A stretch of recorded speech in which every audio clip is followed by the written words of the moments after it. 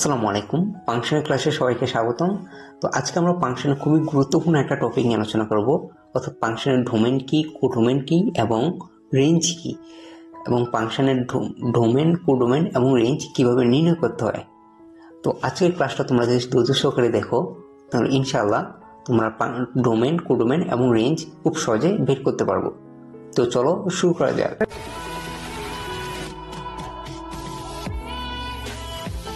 আমি একটা ফাংশন চিত্র এঁকে রেখেছি এবং ফাংশনটা এখানেও দিয়েছি।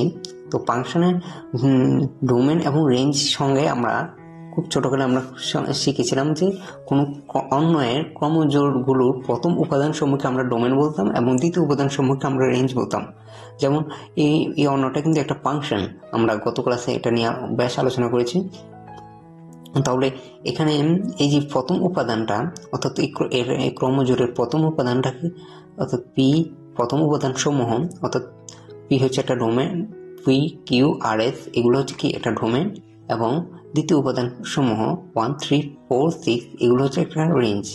তাহলে আমরা চিত্রের মাধ্যমে দেখি, তাহলে এই প্রথম সেটটাকে আমরা কিন্তু ডোমেন বলতাম এবং প্রথম সেটটার সাথে সম্পর্কিত যে সেটটা, সেই সেটটাকে আমরা কিন্তু রেঞ্জ বলতাম। তাহলে আমরা ডোমেন সময় আমরা কি লিখতে পারি?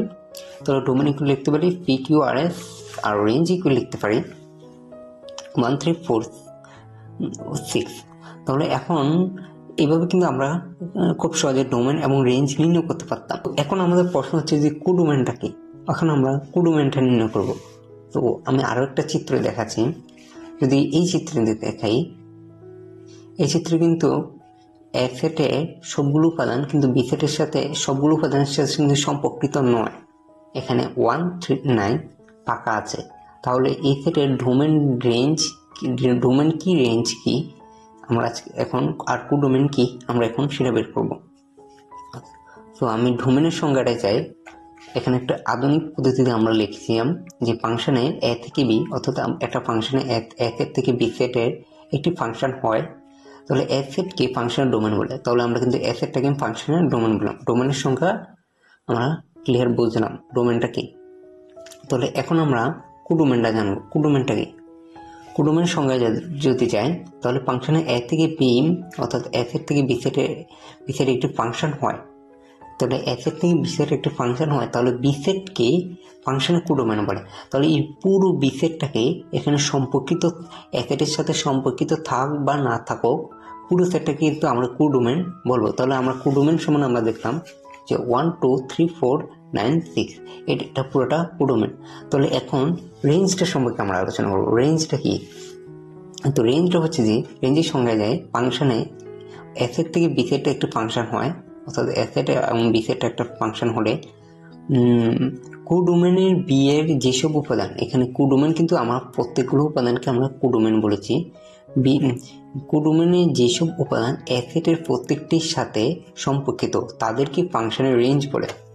অর্থাৎ এ সেটের যেসব উপাদান কোডোমেনের সাথে সম্পর্কিত শুধু তাদেরকে ফাংশনের রেঞ্জ বলা হয়। তাহলে আমরা এ সেটের পি এর সাথে কিন্তু 2 সম্পর্কিত এবং কিউ এর সাথে 3 সম্পর্কিত, আর এর সাথে 4 এবং এফ এর সাথে 6। তাহলে আমরা ফাংশনের রেঞ্জ হিসেবে জানলাম ফাংশনের রেঞ্জ ইকুয়াল 2 3 4 6। সো এভাবে আমরা ফাংশনে খুব সহজে ফাংশনের ডোমেন, রেঞ্জ এবং কোডোমেন বের করে ফেলতে পারবো। তো আমার বিশ্বাস আজকের ভিডিও দেখার পর সবাই হয়তো ডোমেন, রেঞ্জ, কোডোমেন কি জিনিসটা খুব সহজে বুঝতে পারছো। তো এই হলো আজকের ভিডিও। তো আজকের ভিডিওটা ভালো লাগলে অবশ্যই লাইক করবেন, আর চ্যানেলটা অবশ্যই সাবস্ক্রাইব করবেন, আর ফেসবুক পেজটা অবশ্যই ফলো করে দেবেন। ধন্যবাদ সবাইকে।